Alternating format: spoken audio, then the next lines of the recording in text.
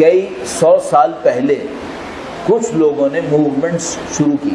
کوئی political movement نہیں تھی, کوئی فیس کے اوپر موومنٹ نہیں تھی, کوئی جمع غفیر نہیں تھا. کہیں پہ 5 آدمیوں کی کلاسز, کہیں پہ 8 آدمیوں کی کلاسز, کہیں پہ 10 آدمی. کیا پڑھاتے تھے, کیا سکھاتے تھے, دنیا کو بتاتے بھی نہیں تھے. اپنی اپنی سناتے تھے, اور کوئی غیر آ جاتا تھا تو ٹیکسٹ چھپا لیتے تھے کہ ہم کیا سکھا رہے ہیں, ادھر ادھر کی شروع کر دیتے تھے. انہوں نے جو بندے بنائے اب وہ دنیا تبدیل کر رہے ہیں, اب وہ دنیا تبدیل کر رہے ہیں.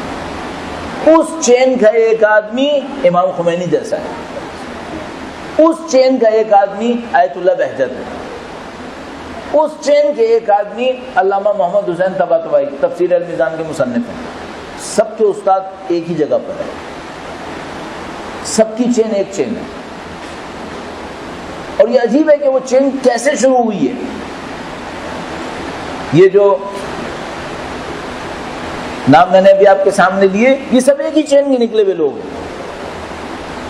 250-300 سال پہلے ایک صاحب نے اس کام کو شروع کیا, اور ان کی جو اپیئرنس تھی وہ روئی دھلنے والے کی تھی. اگر آپ کو یاد ہو, پرانے زمانے کے اندر لحافوں کے اندر روئی ہوا کرتی تھی, اور وہ جب بہت کمپیکٹ ہو جاتی تھی تو اس کو کھول کر اس کو دھن لیا جاتا تھا. اور دھننے کا طریقہ ہوتا تھا جیسے کمان کی شکل کا ایک لکڑی کے سامنے ایک دھاگا لگا ہوا ہوتا تھا, اس دھاگے کو یوں کر کے مارتے تھے تو وہ روئی سیپریٹ ہو جاتی تھی اور وہ کمپیکٹ ہونے کھل جاتی تھی. اس کو روئی دھننا کہتے تھے. اس کو جولا کہتے ہیں فارسی کے اندر. یہ جو روئی دھننے والا ہوتا ہے اس کو جولا کہتے ہیں. جس نے سب شروع کیا اس کا حال حلیہ جولا والا تھا, اس کے ہاتھ میں روئی دھننے کا ایک آلہ تھا. ان کا نام علی جولا ہے, اور کسی کو نہیں پتا وہ ہے کون. انہوں نے یہ سب شروع کیا, اور پھر اس چین کے اندر مختلف علماء, اساتید, عرفاء آتے رہے, آہستہ آہستہ وہ لوگ بنتے رہے. بس یہ جتنے نام آپ نے بزرگوں کے نام سنے جنہوں نے انقلاب اسلامی کے اندر نہیں معلوم کون کون سے کارنامے کیے, یہ سب اسی چین کے ہیں.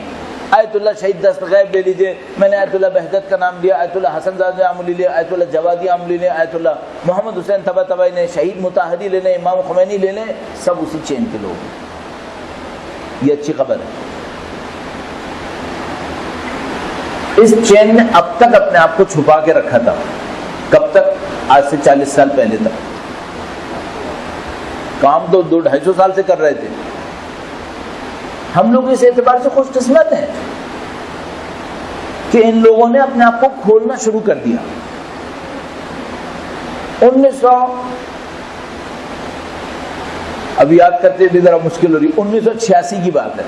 1986 1986 میں قم پہنچا. ویسے تو 84 میں ایران گیا تھا, لیکن ایک اور شہر میں گیا تھا, پھر وہاں سے ہو کر قم پہنچا. 86 میں قم آیا تو وہاں کسی نے مجھے بتایا کہ یہاں پر 2-3 بڑے بڑے عرفاء ہیں. ایک دو کے نام لیے, میں نے کہا بھائی یہ دو تو بہت مشہور آدمی ہیں, میرے پہنچ میں نہیں آ سکتے. کہا ایک تیسرا آدمی بھی ہے, بہت ہی ہمبل, ڈاؤن ٹو ارتھ, اور کوئی اس کا زیادہ پوچھنے والا بھی نہیں ہے. میں نے کہا یہ شاید پہنچ میں آئیں گے. تو کہا, میں نے پوچھا بھائی یہ تیسرا آدمی کہاں ہوتا ہے؟ پتہ چلا کہ یہ ایک چھوٹی سی مسجد ہے, وہاں پہ نماز پڑھاتے ہیں. تو وہاں پہ جناب جا کر دیکھا کہ بھئی آدمی کون ہے. دیکھا خط چھوٹا سا ہے, نحیف سا ایک آدمی, شکل سے پرہیزگار ہیں. مسجد بڑی نہیں, اس سے تھوڑی سی بڑی ہوگی. اور کتنے بندے نماز پڑھ رہے ہیں ان کے پیچھے؟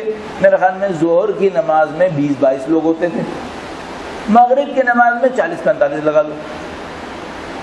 اتنے لوگ ان کے پیچھے نماز پڑھتے تھے, کوئی زیادہ جانتا وانتا نہیں تھا. یہ 1986 کی بات ہے. یہ صاحب تھے آیت اللہ عظمی بہجت. کوئی نہیں جانتا تھا. 90s کے بعد اچانک لوگوں کو سمجھ میں آنا شروع ہوا کہ بھائی ایک بندہ خدا آتا ہے یہاں پہ, ہے کون یہ؟ اس وقت بھی ان کی عمر 70-80 سال تھی, تو 80 سال سے چھپائے بیٹھے تھے. یہ درس دیتے تھے, خاص درس, اس کے اندر 5 آدمی آتے تھے, بزرگان دین کی بات کر رہا ہوں, مثلا آیت اللہ مصباح یزدی ان 5 میں سے ایک تھے. کہاں پہ درس دیتے تھے؟ ریلوے کا ایک ٹریک تھا جو قم سے, پرانے زمانے کا جو قم تھا جہاں پہ ختم ہو رہا تھا, اس کے ساتھ ریل کا ایک ٹریک جاتا تھا. اب تو بالکل مڈ سٹی کے اندر آ گیا. اس ٹریک کے ساتھ بیٹھ کر درس دیتے تھے. تو آیت اللہ مصباح SD اپنے انٹرویو میں کہہ رہے ہیں کہ ہم ہمیشہ پریشان ہوتے تھے کہ آغا حوضے میں جا کے درس کیوں نہیں دیتے, مدرسے میں بیٹھ کے درس دیں, یہ کیا ریلوے کے ٹریک کے برابر میں لا کے ہمیں بٹھایا ہوا ہے. یہ لوگ پہلے اتنے چھپے ہوئے تھے. جو ان کے استاد تھے وہ تو خیر خدا ہی جانتا ہے. آیت اللہ سید علی قاضی طباطبائی, مشہور و معروف یہ تھا کہ دماغ اپنی جگہ پہ نہیں ہے. یہ بزرگان دین ظاہر ہو گئے آخری 20-25 سال میں.